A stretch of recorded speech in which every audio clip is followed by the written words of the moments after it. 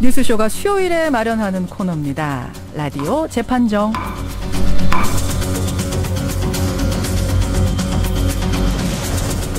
논란이 되고 있는 이슈나 인물을 저희가 스튜디오 재판정 위에 올려놓으면 우리 여러분들 들으시면서 양쪽 변론 들으시면서 배심원 자격으로 판결을 내려주시는 거죠. 오늘도 변론 대결 펼쳐줄 두 분의 변호인 나와 계십니다. 노영희 변호사님 어서 오세요. 네, 반갑습니다. 선수 변호사님 네, 반갑습니다. 안녕하십니까. 예. 제가 오늘 주제하고는 상관없지만 잠깐 여쭙고 싶은 게 변호사들이 사건 수임할 때 골라봤습니까? 저는 좀 골라봤습니다. 아, 골라받으세요? 네, 안 받으시는 것도 있어요? 네, 안 받는 어떤 거 걸 안 있습니다. 받으세요? 의뢰인이 무서운 사람이거나 약간 진상기가 좀 있거나 또 내지는 뭐 성공할 수 거의 없거나 이러면 저는 안 받습니다. 손 변호사님은 어떠세요? 모든 변호사가 자신만의 기준은 있을 거예요. 다만 그게 좀 기준이 완화된 사람과 엄격한 사람의 차이는 있을 텐데 예. 그냥 다 수임하는 경우는 굉장히 큰 문제에 다다를 수 있기 때문에 좀 가려서 받아야 되는 거죠. 그렇군요. 이거는 정말 양심상 허락하지 않는 변론이다. 이러면 맞지 못하는 두 분은 그러신 거예요. 거의 다 그럴 겁니다. 거의 다 그래요. 네, 거의 다. 요즘 법조계에 정말 굵직굵직한 것들이 많이 터지는데 그중에 하나가 뭐냐면 어떤 대형 로펌이 유독 국민 비호감 사건을 줄줄이 맡으면서 왜 유독 여기만 이럴까? 아, 물론 살인범도 변호받을 권리는 있습니다만 유독 그쪽에 몰리면서 왜 그럴까라는 얘기들 하는데 어떻게 보세요? 뭐 김현장 김현장이 뭐 최고 로펌이라고 하니까 다 그쪽에다가 사실 의뢰를 해서 당연히 그쪽에서 하는 거겠죠. 뭐 저한테 왔을 때 제가 옥시 사건 맡아주세요 하면은 일단 반가운 마음이 처음 들겠죠. 근데 이제 문제는 그런 것들이 아니라 변호사가 할 수 있는 게 있고 해야 되는 게 있고 해서는 안 되는 게 있는데 그런 것들을 좀 구분하지 못한 점이 이번에 잘못된 게 아닌가 생각이 듭니다. 그래요. 예, 오늘 화제가 되고 있었던 얘기 하나 좀 먼저 꺼내봤고 오늘 재판으로 들어가겠습니다. 요사이 강력 사건이 굉장히 많이 일어납니다. 특히 세상을 떠들썩하게 했던 뉴스. 안산 대부도 토막살인 사건이 오늘 주제입니다. 일단 주제부터 좀 외치고 시작하죠. 대부도 토막살인 사건의 피의자 조성호의 신상을 공개한 건 과연 정당한가 부당한가? 예, 바로 이겁니다. 판결 들어가기 전에 두 변호사 입장부터 좀 확인하죠. 노 변호사님 어느 쪽이세요? 저는 일관되게 부당하다라는 입장입니다. 부당하다. 손 변호사님은? 네, 정당하다는 입장입니다. 정당하다. 그러니까 대부도 토막살인 사건 피의자가 잡히자마자 신상이 공개가 됐어요. 여기서 신상이라고 하자면 이름, 나이, 얼굴. 세 가지가 공개가 되자마자 언론과 네티즌들이 그의 과거 행적, SNS, 가족, 지인 다 밝혀냈고 결과적으로는 이제 다 드러나게 된 겁니다. 특히 이번에는 어떤 국민적인 요구, 얼굴을 벗겨라, 마스크 벗겨라 이런 요구가 있기도 전에 경찰이 서둘러서 공개를 했다는 점이 지금 이 논란을 더 키우고 있는 건데요. 손 변호사님. 네. 경찰이 얼굴 공개한 이유는 뭐였죠? 경찰에 따르면 법이 정한 요건을 충족한다고 본 거죠. 특강법이라고 줄여서 부르는데요. 예. 특정 강력범죄 처벌에 관한 특례법 제8조에 피의자의 얼굴 공개 요건이 있습니다. 이게 2010년에 새로 추가가 됐는데요. 잔인하고 중대한 살인, 강간, 강도 등의 범죄여야 되고요. 또한 피의자가 그 죄를 범했다고 믿을 만한 충분한 증거가 있어야 되고 또한 국민의 알 권리 보장 등의 공공의 이익을 위해서만 가능한데 경찰이 볼 때는 이 사건의 경우에는 이러한 법이 정한 요건을 모두 다 충족하고 있다라고 보아서 위원회의 그런 심의를 거쳐서 공개를 한 것입니다. 네. 근데 이 얼굴 공개한 시점, 형평성 두 가지를 두고 논란이 있는 거죠, 노 변호사님? 그렇습니다. 사실 9일에 강신명 경찰청장이 기자간담회를 열면서 이번 사건을 계기로 해서 좀 더 구체적인 매뉴얼을 만들겠다라고 하시고 또 한마디 뭐라고 했냐면 공개 시점은 바로 체포했을 때는 혐의의 명확성이 떨어지기 때문에 안 된다. 형이 확정된 이후에 국민 알 권리 보장 차원에서 해야 되지 않냐 내지는 법원의 구속영장이 발부됐을 때 해야 되는 거다라고 생각했거든요. 그런 견해를 밝혔거든요. 근데 이번에는 피의자를 검거한 지 1시간 만에 그 공개 결정을 내렸고 1시간이에요? 네네. 수사 시작도 하기 전이었던 거죠. 그리고 공개 결정이 있고 난 후에 브리핑에서 뭐라고 했냐. 구체적인 범행 과정은 수사 초기라서 아직 밝혀진 게 없습니다. 이렇게 말했거든요. 그러면 수사도 하기 전에 정확하지도 않다는 걸 스스로 인정하면서도 범인이 확실하다 이 사람은 이렇게 말한 거라서 도대체 이게 무슨 말도 안 되는 소리냐 이제 이런 비난이 사실 있는 거죠. 또 이제 원영이 사건 때는 부모 얼굴 공개하라 국민들이 그래도 안 하더니 형평성은 왜 이렇게 들쭉날쭉하냐 이제 같이 나오는 건데 그렇죠. 여러분 보내주십시오. 대부도 토막살인 사건의 피의자 조성호의 얼굴 공개, 신상 공개는 과연 정당한가 부당한가. 50원의 단문 100원의 장문 유료 문자 샵 1212 카톡 레인보우로 지금부터 보내주시면 저희가 집계 들어갑니다. 변론에 노변호사 변론에 찬성하시면 그러니까 얼굴 공개 부당하다에 찬성하시면 노변, 손수호 변호사 변론에 찬성하시면 그러니까 얼굴 공개 정당하다에 찬성하시면 손변, 남자 변호사 이렇게 보내시면 돼요. 벌써 들어오네요. 5411님은 노변, 반면에 곽갑상님은 손변 이렇게 들어오는데 먼저 손 변호사님. 네. 얼굴 공개를 잡자마자 1시간 만에 네. 결정한 시점. 네. 맞다고 보세요? 그 부분에 대해서는 이제 그 비난 여론이 있습니다. 예, 예. 그런데 이제 그 1시간이라고 하는 그 숫자 또는 그런 그 1시간이라는 표현 자체에 너무 그 매몰된 그 빠질 필요는 없을 것 같아요. 왜냐하면 예. 이 법상에 현재 법상에 이 신상을 공개할 수 있는 요건이 바로 이제 그 피의자가 이제 죄를 범하였다고 믿을 만한 충분한 증거가 있을 것이거든요. 예, 그렇다면 뭐 충분히 이제 그 엄청나게 긴 시간 동안 수사를 할 필요도 있겠습니다만 이 사건의 경우에는 이미 그 시점에 자백을 했고 또한 그 범인을 이제 체포하기 전에 여러 가지 수사를 했는데 예. 그러한 수사 결과와 이 범인의 자백이 일치하기 때문에 충분히 1시간이라고 해도 뭐 체포한 지 1시간 만이라고 해도 이미 충분히 이제 그 범인이라는 점에 대한 그런 그 믿음을 갖고 있었다. 예. 그렇다면은 비록 1시간 만에 공개했다 하더라도 그게 과연 무슨 문제가 되겠느냐. 또한 실제로 이제 어떤 그 여자라든지 그런 예. 제보라든지 이런 것을 받기 위한 그런 이 제도의 신상 공개의 목적을 비춰볼 때 신속하게 공개함으로써 얻을 수 있는 이익도 충분히 있다라는 공개하면 입장입니다. 추가 제보도 들어올 수 있으니까 그렇습니다. 그 말씀이세요. 노 변호사님. 제가 하나 묻고 싶은데요. 손 변호사님, 그 이번에 소위 말하는 정은호 게이트라고 하는 예, 예. 그 최유정 변호사님 사건 아시죠? 네네. 처음에 이 사건이 불거지게 된 게 그 강남 경찰서의 최유정 변호사의 사실상 남편이라는 사람이 이제 그 정은호 씨로부터 폭행당했다라고 하는 그 고소장 접수하면서 이렇게 밝혀진 거거든요. 폭력 사건. 근데 그 사실상 남편이 바로 손 변호사님이라는 얘기가 있던데 맞습니까? 손 변호사님 아기가 지금 2명이잖아요. 2학년도 있고 5살도 있고. 근데 제가 사실 그 확실하게 들었거든요. 그리고 지난번에 사석에서 우리 손 변호사님께서 그런 말 한 것도 들었어요. 근데 맞지 않습니까? 이거는 이 법이 제가 이제 아까 이제 극단적으로 설명했습니다만은 예. 이런 식으로 문제가 될 수 있다는 건데요. 예를 들어서 잠깐 정리 좀 하고 갈게요. 그러니까 손 변호사님이라는 게 아니라 이런 식으로 공표를 해버리면 괜찮겠느냐라는 얘기를 그 후폭풍이 너무 크고 특히 이번 사건 같은 경우는 너무 경솔하게 이런 그 신상 공개가 이루어진 게 아니냐라는 얘기입니다.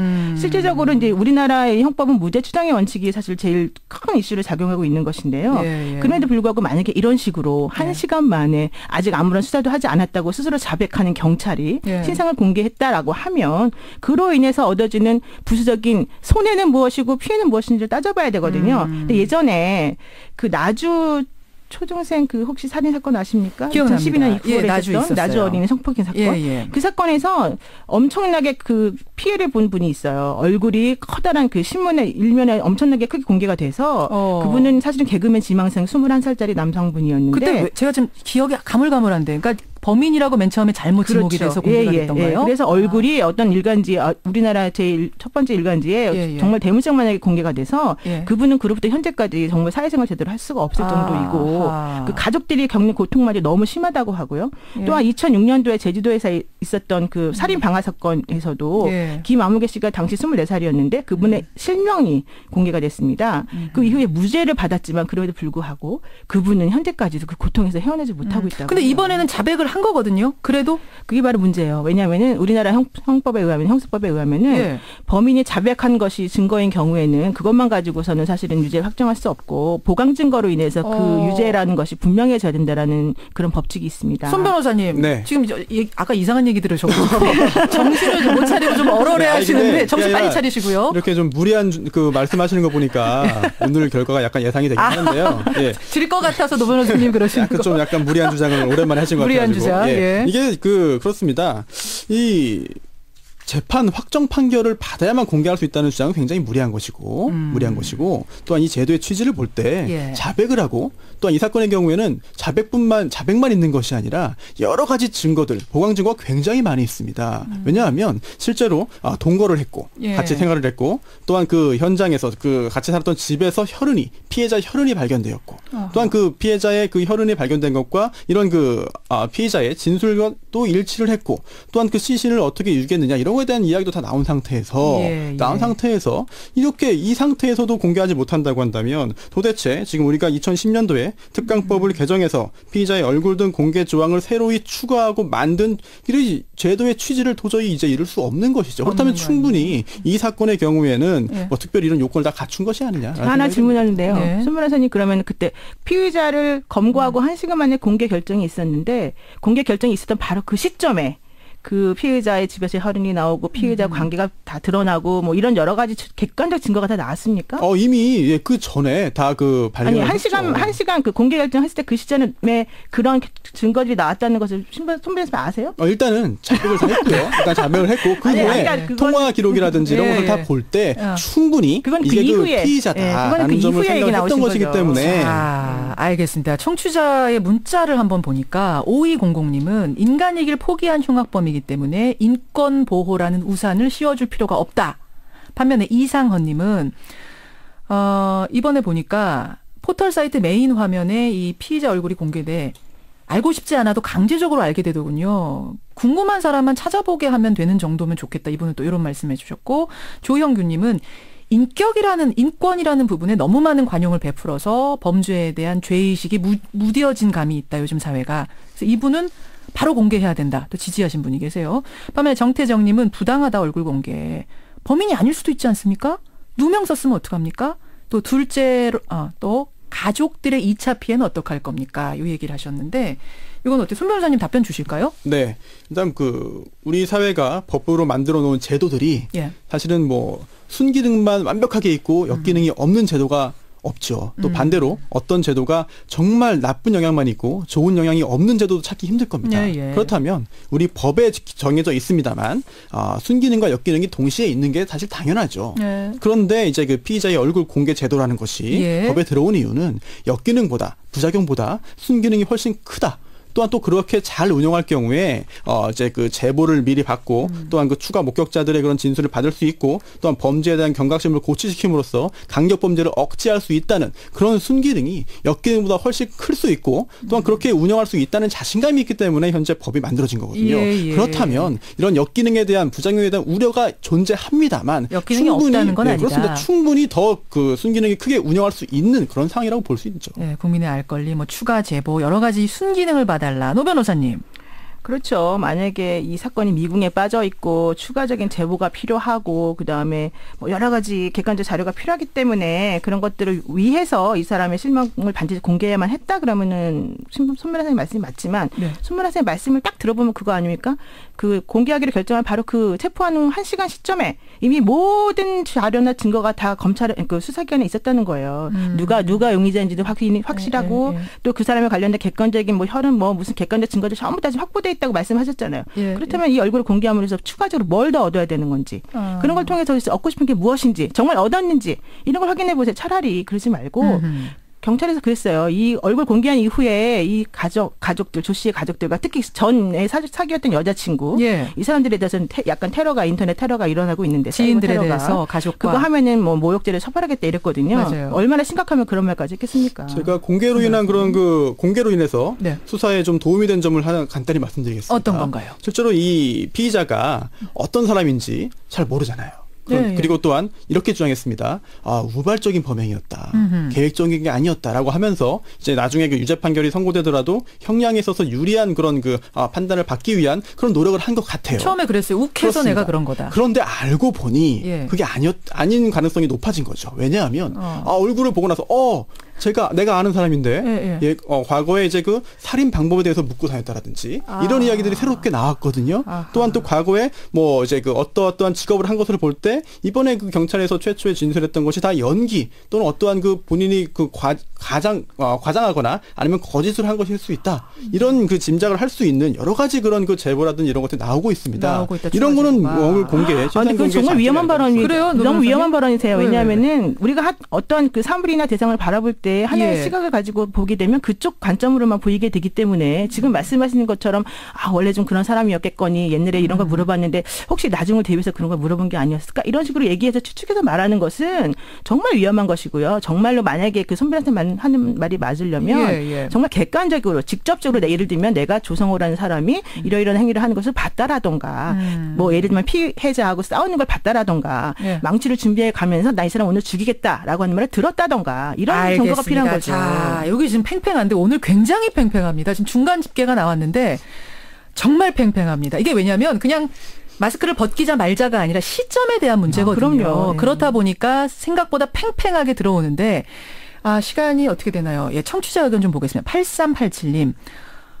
언젠가는 공개해야 될 텐데 이번 기회에 잘 공개했다고 봅니다. 이러셨어요. 0234님. 저를 포함해서 원영희 사건으로 마음에 상처받은 수많은 사람들 어떻게 하나요? 얼굴 공개해야 된다. 이분은 원영희 때도 했었어야 된다. 이런 얘기하셨고 반면에 한겨울님은 신상 공개로 해서 얻는 이득이 뭡니까? 이분은 주변 인물들의 피해가 훨씬 더 크다. 동명이인들 피해도 크다. 이분 이러셨어요. 강동래님은 공개 말이 안 된다. 재판은 그럼 왜 하느냐? 재판하고 판결이 나와야 그때 공개하는 거 찬성한다. 이렇게 말씀을 하셨는데 여러분 보내주십시오. 50원에 담은 100원의 장문 유료 문자 샵 1212로 마지막 여러분 문자 받고 집계 끝내겠습니다. 두 분. 네네. 이러면 재판 왜 하느냐. 손 변호사님. 네. 어떻게 생각하세요? 그건 전혀 그렇지가 않습니다. 왜냐하면 실제로 유명인 같은 경우에는 이거보다 훨씬 경미한 범죄를 하더라도 다 공개가 얼굴이 돼버리고 그런 상황이고 또한 또 훨씬 우리나라보다 인권 선진국이고 인권 감수성이 뛰어난 서구 국가들의 경우에는 사실은 제한이 없이 애초에 처음부터 다 공개가 되는데요. 서구가 그래요? 그렇습니다. 실제로 캐나다나 영국이나 미국 같은 경우에도 언론에서 이제 혐의가 있다라고 체포됐을 때 보도하는 것에 대한 제한이 없고요. 자백까지는 나와야 돼요? 그것도 필요가 없습니다. 그것도 필요 자백이 없어요? 없어도 되는데 오히려 우리나라가 굉장히 강하게 인권 보호를 해주는 겁니다. 굉장히 강하게. 노 변호사님. 2014년 3월 헌법재판소 결정이 있었습니다. 원칙적으로 범죄 사실 자체가 아닌 피해자 개인에 관한 부분은 일반 국민에게 널리 알려야 될 공공성이 없다. 또한 피해자 얼굴은 개인의 인격 주체성을 결정하는 가장 기본적인 정보로서 파급 효과가 너무 강력하기 때문에 무죄약정을 받더라도 낙인을 지우는 것이 불가능하다. 따라서 이건 허용하면 안 된다. 이게 바로 헌법재판소의 결정이었고요. 지금 손 변호사님 말씀하신 것 같이 외국에서 그렇게 하고 있다라고 하는 얘기는 뭐냐면 외국에서 용의자 얼굴 공개한 사례가 많습니다. 그러나 사례가 많다고 해서 그것이 반드시 좋은 건 아니고 옳은 건 아니거든요. 좋지 않은 사례를 관행적으로 반복하고 있는 것일 뿐이기 때문에 거기서 우리도 무조건 따라야 된다라는 주장을 받아들이기 외국 어렵죠. 거라고 다 따를 필요가 뭐가 있냐 그렇습니다. 이 말씀이시고 손 변호사님은 외국도 다 검토한 거 아니겠느냐 이런 말씀이신 건데 6369님 요 얘기 짧게 한마디만 하고 마지막 결론 내릴게요. 6369님 왜 여러분이 형평성 부분은 두 변호사님 어떻게 보시느냐. 형평성이 어긋나죠. 손 변호사님 어떠세요? 네, 일단 형평성이라는 게 누구는 공개하고 누구는 안 하는 게 왜 그렇게 하느냐. 그런 불만이 있을 수 있는데요. 오히려 그게 이 제도가 지금 잘 운영되고 있다는 겁니다. 왜냐하면 구체적으로 어느 경우에는 공개하면 안 되는 사정이 있고 어린아이가 있다든지 다른 가족들이 피해가 우려가 크게 되면 하지만 그런 우려보다 실제로 공개할 필요성이 더 크다면은 공개하는 거거든요. 이처럼 구체적인 사안에 따라 결과가 달라지는 것은 실제로 이 법이 지금 잘 운영되고 있다는 것에 다름이 아니죠. 오히려 노 변호사님 짧게요. 그럴 우려보다 어떤 면에서 더 필요했었는지 사실 좀 이해하기가 어렵고요. 예를 들면 원영이 살인 부모 살인 경우에는 공개 안 한 이유에 대해서 사실 아무도 납득하지 않고 있습니다. 그리고 또 지난번에 목사 부부가 자신의 중학생 딸을 시신을 유기하고 방치했던 거 또 정말 여러 번의 살인 사건이 있었고 정말 엽기적인 사건이 많았음에도 불구하고 그들에 대해서 안 한 것에 대해서는 아무도 이해를 못하고 있거든요. 자, 얼굴 공개 시점. 조성호 피의자의 얼굴 공개, 신상 공개는 과연 적절했는가, 부적절했는가? 여러분의 결과 나왔습니다. 근래 들어서 가장 팽팽하네요. 우리 청취자 여러분은 52대 48로, 52대 48로 조성호의 얼굴 공개는 그 시점에 그렇게 공개한 것은 부적절했다. 노영희 변호사의 손을 들어주셨습니다. 노 변호사님. 예. 노 변호사님 놀라셨어요, 지금? 네, 저는 정말 너무 감사합니다. 예, 손 변호사님도 한마디. 네, 이제 그 피의자 신상 공개가 필요하지만 예. 이거를 혹시라도 그 여론을 좀 바꾸거나 예, 기타 다른 사건을 덮는 식으로 악용하는 그런 우려를 많이 하시는 것 같은데요. 그런 식의 악용이 되지 않기를 바랍니다. 그래요. 예, 참 중요한 주제여서 오늘 좀 다뤄봤는데 역시 여러분들 뜨겁게 반응해 주셨고요. 이런 여론들이 굉장히 소중합니다. 우리가 깊이 있게 더 생각해봐야겠어요. 두 변호사님 고생하셨습니다. 네, 고맙습니다. 노영희 변호사, 손수호 변호사였습니다.